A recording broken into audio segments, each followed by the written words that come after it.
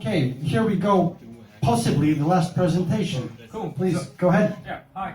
So, we were thinking about the problem of how could we monetize consent. And this is just a quick snapshot of our team. A couple of dudes from Finland, one from the Netherlands. And 48 hours ago, we literally hadn't met each other. We knew next to nothing about MyData, and we had no idea what we wanted to solve. So we pretty much started from scratch. And we sort of figured that the situation is going to be so that tomorrow, maybe not, but the day after that, absolutely, data is going to be the ore.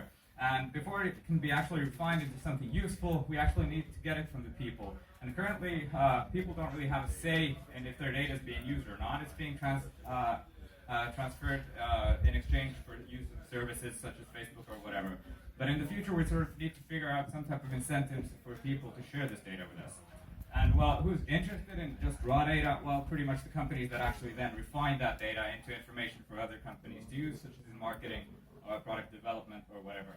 And here's just a quick walkthrough of what that might look like. Say we have a company and they're interested in what attributes tea drinkers sort of have so that they could then market to these people more efficiently. Then they figure out a company that can actually help them analyze that data and maybe build out new types of product segmentation models or customer segmentation models. And this is where we sort of step in because this company might already have a lot of data, but then they sort of might need just a bit more to really narrow down on those segments.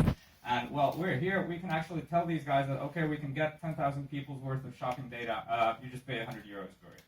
After this, we'll then try and ping a MyData operator and ask it, do you actually have this type of data from how many people? Let's say Telia runs one of these operators, and they say that they've got 100,000 users worth of this data. It's like, okay, cool. Let's see if these people will then be interested in trading that data, not for money, but for lottery tickets. And maybe in the future, the exchange could be sort of valued based on a stock model example, for example, like on demand and supply, but that sort of needs enough transactions for the price actually to be calculated in the future. Well, okay, 2 people said yes, 1 said no. We kept on going with this, and finally we got to 10,000. And okay, now we'll have consent from the MyData operator, go to the source, they'll give us the data for these people, and then we'll sort of give it back to the data analysis company, like, here's the data you asked for, cool, we got the 100 euros, they'll refine it, get a lot more from it, from the end customer. We did some really quick samples. We've only got a little time, so I'll just show the video of how this might look at from the end user perspective, or who's actually giving consent.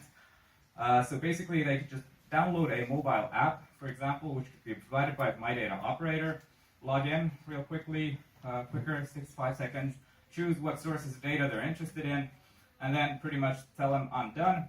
Whenever their data is being used, they'll actually get a ticket to a lottery, and the lottery pool of money will actually be created from a part of the cut that we get from the original data analytics company. So yeah, thank you. All right, thank you.